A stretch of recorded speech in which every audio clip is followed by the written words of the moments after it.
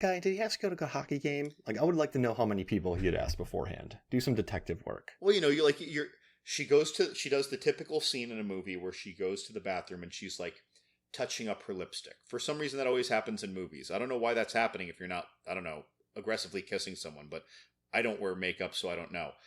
But either way, you're doing that and you're talking to like a stranger next to you casually about something that just happened, right? Who's also like touching up their makeup or something. Because in movies, that's all women do in front of the bathroom mirror, right? Just saying. And she's like, oh my gosh, someone totally asked me that like 10 minutes ago, but I was there with my husband. He's like, oh my gosh, that's so weird. What do you look like? You're like 007. Right. He said he worked for the Beckley Institute. That's bold. You're right. That's a bold move. It's a really bold move. Like, sorry. I feel like you're gonna be made out as being shallow or a putz or something, unless the person that you went over is even more shallow. It's interesting. They wanted to create him as like a player, but then also later on, when he's useless without his glasses. It's like he's kind of James Bondian, but then I wonder if that was a Russell edition. I would have liked it. Dweeb. Yeah, debonair dweeb. This summer, Travis Austin is the debonair dweeb. But also too, I like his Han Solo moment where he has the vest on and then the white shirt. It looked like he was trying to recreate a little bit of Han Solo magic. I don't know if you got that vibe. I don't remember that. It didn't pop out to me, I guess.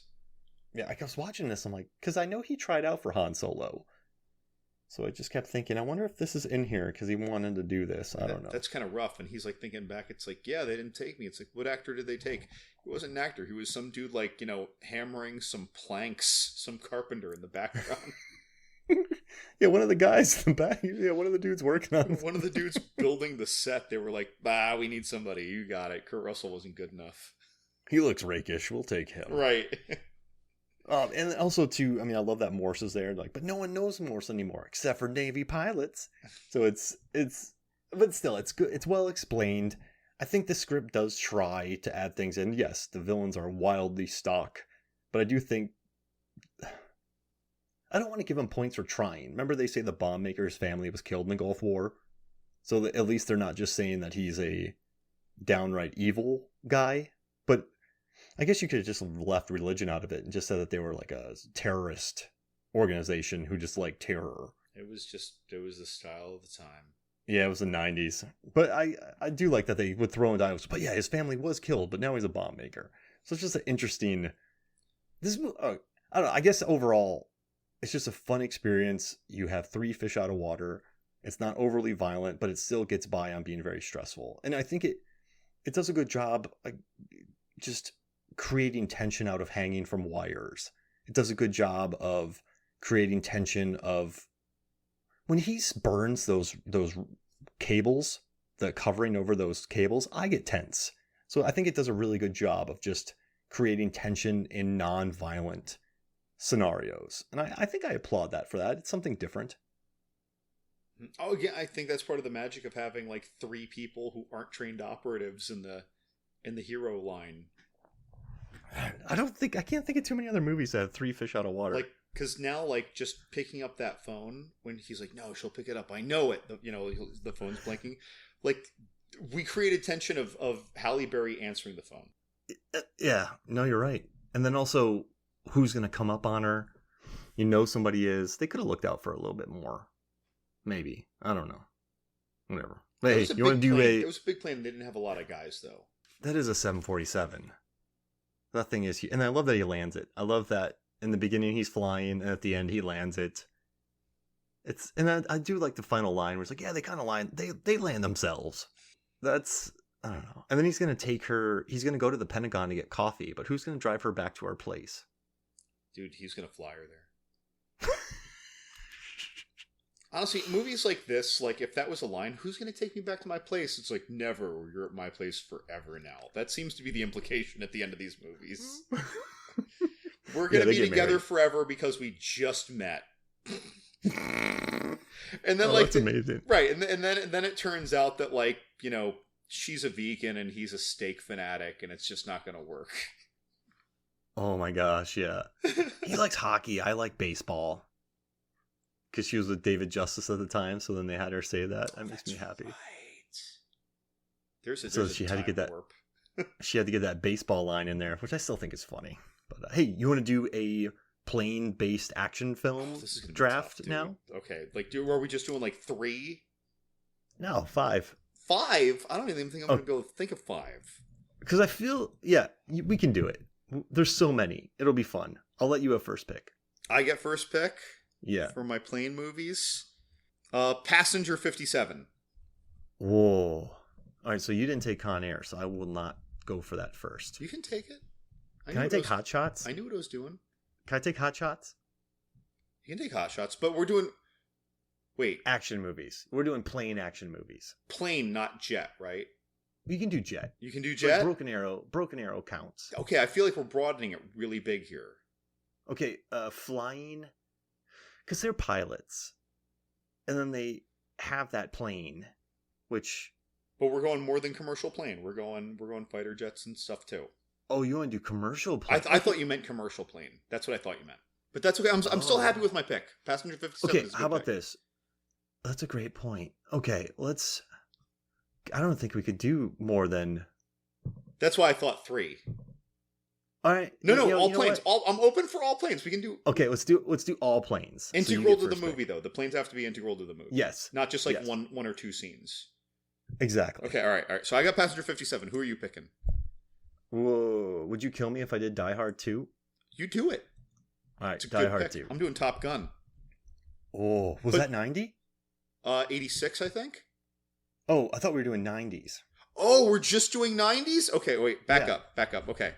Just 90s. Okay, so what was your... Die Hard 2. You didn't take Con Air. Nope. You can go for it. Let me think about it. Well, no. I'm not letting you fool me into that trap. I'm going to think. I want... You know what? Okay, because there's a great line. Get off my plane. Yeah. I'm taking Air Force One. I want Harrison Ford. I love it. All right, Air Force One. I'm going to take Drop Zone. So you have Drop Zone and Die Hard 2. Okay, all right. Commercial planes in the 90s. This is okay. Well, now we're down to the wire. Now I got to think, like, do I want Con Air or is there a better choice? I enjoyed Turbulence. I don't really think it has a top pick, though. Not that we have a lot of movies to go on. This is tough, dude. Okay. Oh. No, that doesn't count. Let's add the 2000s in here as well. No. It's too late. Because that opens up to like Red Eye. Ooh. And Final Destination. Well, to be fair, 2000 is the 10th year of the decade before it. Yeah. People misjudge that. They think it's like 90 to 99, but the decade is actually 91 to 2000 because there's no such thing as year 0. True. Okay. I think it's just easier to write. I have to do it. I'm going to do... Oh, no! Flight of the Phoenix. Oh, Flight of the Phoenix. Flight of the what Phoenix. Year was that? Right? That was in the 90s, right? Like 97? Who was in... is that the Quaid one? Yeah, Quaid and Tyrese and Giovanni Ribisi. Oh, yeah. I think that's 2003. Is it I'll really? let you have it. Oh, wait. If it is, I'm out. Doesn't matter. It's fun. We're getting... Can I take Red Eye then? Yeah, I'll give you Red Eye. So we're both avoiding Con Air out of principle. Yeah, I guess so. You can take it. No, I like that. I like you taking Red Eye. That's cool. So I'll take my Flight of the Phoenix for your Red Eye. Those are our ringers. Those are our early 2000s ringers. Okay. And people are going to vote on this, right? Yep. I'll be really curious how people vote on this. We both have a Wesley Snipes movie. Well, it's beautiful. And so you know what it is? We both have big hitters. Die Hard 2 and Air Force 1. Then we got the Wesley Snipes. And then we got Fly the Phoenix and Red Eye. What are you thinking? When you picked Drops, I'm not changing my pick. I'm just saying, so don't tell me I can go back. I'm not going to go back. I refuse to go back. Terminal Velocity? No. when you picked Drop Zone, I should have cued in on Point Break. Oh, there's so much plane action in that. That was a big missed opportunity for both of us. But we're sticking. No, we're sticking with this. Well, do you want Point Break? No. And I'll take Con Air? No, that's no, because we're going to shuffle. We're going to to shuffle between our picks. Our picks were strategically picked back and forth. We need to stick with it. We're just letting the viewers know that now we acknowledge that they were out there. Yeah, so you can go to Movies, Films, and Flicks, and you can vote for John's team or my team. It doesn't matter. I've lost so many of these things. Do not worry about voting against me. I just have fun putting these teams together, and I just like Picking is a lot more fun than seeing who wins. Yeah, you know what's interesting though? Like, I've lost so many times, but I just think it's fun getting engagement, getting people to think about it. I'm not really the most competitive person, so I just like putting these up there and kind of getting people thinking. So yeah, I love these lists. People are gonna look at them and go, "What happened here?" I like seeing people's reactions to them. Yeah, it's gonna be good, and I keep it nice on MFF. So if there's ever a negative comment, I just ask people not to do that because, people are going out of their way to put teams on here, so people shouldn't be responding negatively to them. We should be like, I never understand looking at a list and going like, your movies suck. Like, people do that. It's terrible. So I know a guy who's like, here are my favorite movies of 2021. And some guy goes, 8 should be higher. I'll come back later with thoughts. I'm like, I read that, and this wasn't me. This was somebody else, and someone else commented. And if someone wrote that about mine, I'd be like, no, don't. I'll come back later with thoughts. I'm like, we're different people. I am not you. And also, these are our favorite, not the best. I don't even know how you come up with best. But yeah, I don't like going after people. You know what's interesting, John? Statistically, if your list is similar to someone else's list, that's an anomaly. Because if there's 500 movies released in a year, 200 that could be put on your top 10 list because the other 200 are garbage. For you to have maybe the same 4 movies in the top 5, that's an anomaly. So you should applaud having 3 of the same movies in a top 10, not just 8 should be higher. I'll come back with thoughts. 8 should be higher. I'll come back. It's the I'll come back with thoughts that really, that's like a dagger twist. Are you going to go punch dance in a warehouse? Like what are you going to do? That's just letting you know the level of disapproval.